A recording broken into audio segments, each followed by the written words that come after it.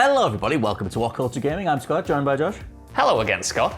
Hello again, Mr. Josh Brown, Mr. My Friend. There's another thing to talk about in regards to the Avengers, where their creative director, Sean Escarg, has gone back to Naughty Dog. He's the dude that wrote and directed Uncharted Lost Legacy, alongside a bunch of other stuff over the years. But it's a big old talking point because he was essentially the lead creative on the Avengers story content. The single player, the Kamala Khan stuff, which was easily the best stuff in that whole game.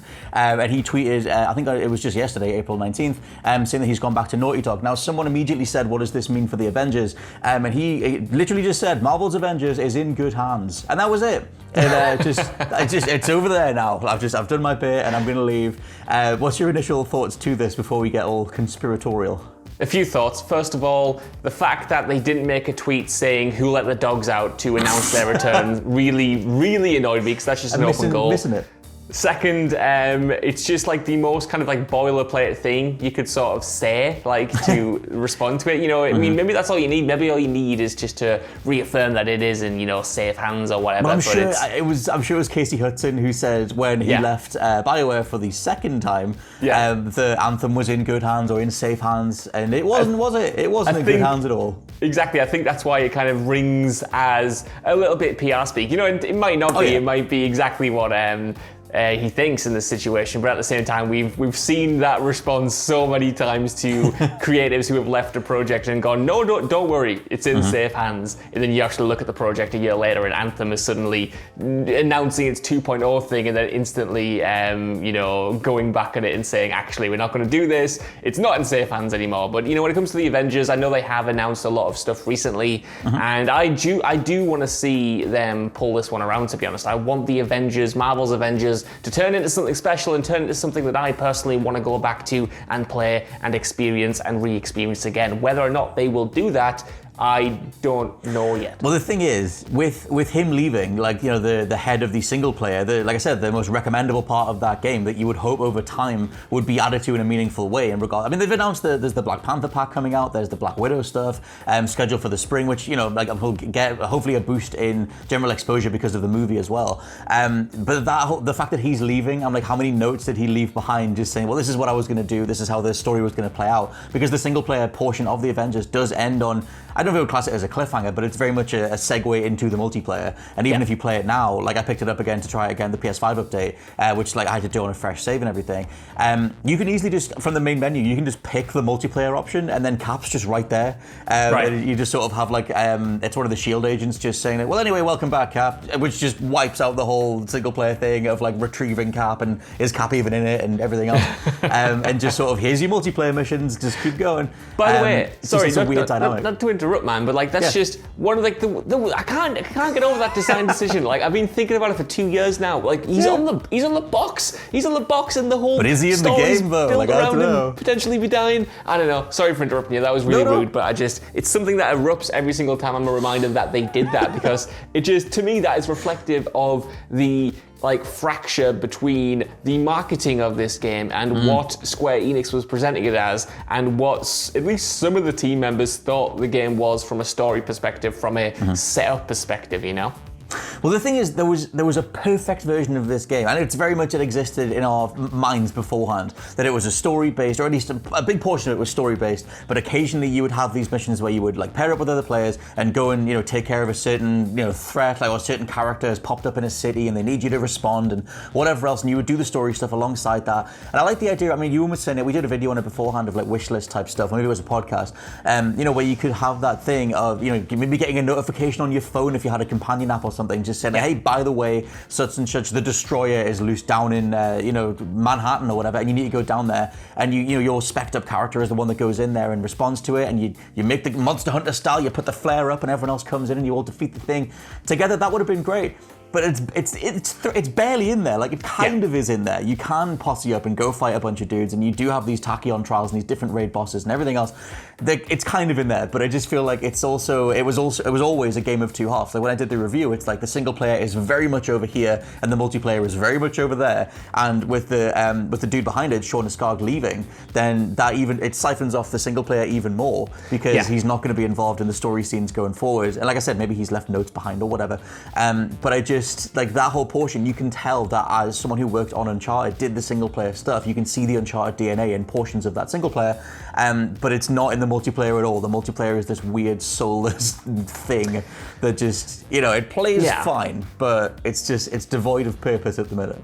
Yeah, totally. I mean, I fully agree. I think they are trying to get there with the characters that they've released and the specific, mini stories or whatever they've released alongside them, building this wider narrative, I guess, to sustain redoing missions or to sustain jumping back into a character. I just don't think they quite have that foundation there, like you said. And maybe getting someone in, to lead the project who's fully focused on the multiplayer might be able to win it round. But to me, that kind of feels like a step backwards because, again, like you said, my favorite parts, and I think your favorite parts as well, were from that main story, were from some of the characters, were from interrogating those relationships, seeing how they grow, looking at the Avengers as this fractured team that's coming back together after this, huge calamity. And then that stuff was just kind of dropped once they were reunited, and you had this kind of, like you said, soulless multiplayer experience where you could play that game for hundreds of hours if you want, a level of each character, do the battle pass for each character, but there's no real drive for why you would want to do that. And that's what I was certainly,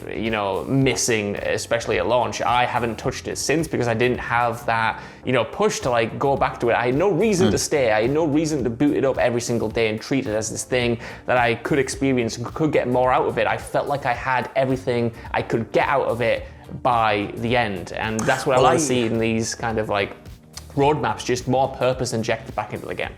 Well, the roadmap stuff was really good to see, but like it comes alongside a game that is at its core, it has like 6 or 8 different currencies. There's all the premium stuff. There's the individual character battle passes, like you said. There's just, it reeks of all that 2017, grindy stuff that was in Shadow of War, that was in For Honor, the dragged Battlefront 2 down, just these weird sort of monetized systems that, we've covered it a bunch of times, but it still reeks of that. It doesn't feel like a player first experience, and I think the one thing that could endear it to a player base would be meaningful, emotional story beats, character moments, things like that, things that you can't do in a multiplayer only game, which is what it seems to be steering more towards. I mean, look, they could embrace it and make it free to play, put it alongside the fact that it does have the next gen updates, and maybe people would give it a shot, but it's such a weird hybrid identity, and we haven't even talked about why someone like Sean Ascarg would leave, which clearly, I have to assume is because he's not needed anymore if they're going to be steering more towards the multiplayer stuff anyway. I think it's an interesting approach from Square Enix, like as a publisher overall, and how they're kind of like treating this game and how they're trying to patch it up in the post-release world. Because, I think it was about a month or maybe 2 months ago that we covered the story about them coming out and saying, look, we're going to extend the XP grind for all of these heroes. And we were all like, why? That is not how you retain players. Their reasoning was that they wanted people to, feel more meaningful when they leveled up, feel like each level meant something and spend more time playing as each player and getting each character leveled up and stuff. But if that's the answer to retaining players for longevity, and it's not meaningful story content or meaningful engagement with new systems or even retooling old systems to make them more rewarding overall, if the goal ultimately is just we want people to watch the numbers go up for as long as possible and hope they don't get bored. Like that to me will kill it in the long run, ultimately. And it's also like, you've got like one of the best voice casts in gaming history. It's literally like an Avengers of voice talent, like Laura Bailey, Troy Baker, Nolan North, Sandra Saad, I forget the other dude whose name I'm blanking on who plays Thor, but like still, that's an insane cast. There should have been so many more scenes with all of them just going at each other, having these back and forths, having genuine chemistry that we feel in the Avengers movies, that it's barely in the single player anyway, especially towards the end, or it gets in there a little bit more towards the end, and then you're just shoveled into the multiplayer, and that sort of stuff that they could capitalize on going forward. All those voice actors could be tweeting things out and, hey, we've got this big crossover event and whatever. None of that stuff can really happen because you don't have the guy behind it to, curate that stuff anymore. So I don't know, I feel like a lot of people gave up on the Avengers a while ago. I've seen like a few bits and pieces on YouTube saying, well, this is how you fix it, whatever, but it's a long road. It's a big hill for them to climb. I feel like, man, we've been in this situation so many times before. Before we started doing this news, you literally asked, have we not covered this already? And it's just because so many different creative leads or lead designers or lead writers or whatever, people at the higher executive levels of these live service experiences or these long-term games franchises are just kind of like leaving once the game is shipped. We saw it with Anthem. We've seen it multiple times with Halo Infinite before that's even come out. We've seen it with this now. We saw it with Cyberpunk. You know, it feels like, you know, every time one of these games comes out, it doesn't do quite as well as people expected. And that's when there's a lot of change-ups that happen. And I think as a result of that, you know, you might lose good people. You might, you know, misplace good people. And the people, or on the other hand, the people who come in are able to be really good and then they save it, you know. But it always seems like there's this massive situation where these games are in flux immediately after they come out, and they're scrambling to see what personnel they're keeping, see what personnel are going to have to come in, and it can result sometimes in a very mismatched experience. And like I say, I only hope that Avengers can be one of the good examples of this and not one of the bad ones where someone leaves and it's like, well, how do we fill this hole?